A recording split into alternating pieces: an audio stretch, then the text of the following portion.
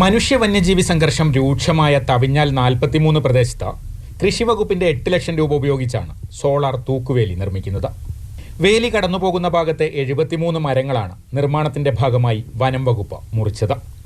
ഇതിനാവശ്യമായ നടപടിക്രമങ്ങൾ പാലിച്ചില്ലെന്ന പരാതിയിലാണ് വനം വകുപ്പ് ജീവനക്കാർക്കെതിരെ വകുപ്പ് തല നടപടിക്ക് ശുപാർശ ചെയ്തിരിക്കുന്നത്. എന്നാൽ നിർമ്മാണത്തിന് തടസ്സമായ മരങ്ങൾ മാത്രമാണ് മുറിച്ചതെന്ന് ജനപ്രതിനിധികൾ ഉൾപ്പെടെയുള്ളവർ പറയുന്നു. കണ്ടത് പ്രകാരം അത്ര ഭീകരമായ ഒരു മരമുറി നടന്നതായിട്ടൊന്നും ബോധ്യപ്പെട്ടിട്ടില്ല. കാരണം ഈ ഫെൻസിങ്ങിൻ്റെ ചുവട്ടിലൂടെ മാത്രം തന്നെയാണ് എടുത്തിട്ടുള്ളൂ. മറ്റെവിടെയും അങ്ങനെ ഒരു നടന്നതായിട്ടൊന്നും നമ്മൾ കാണുന്നില്ല. വിവാദങ്ങളുടെ പേരിൽ പദ്ധതി മുടങ്ങിപ്പോകുമോ എന്ന ആശങ്കയിലാണ് പ്രദേശവാസികൾ.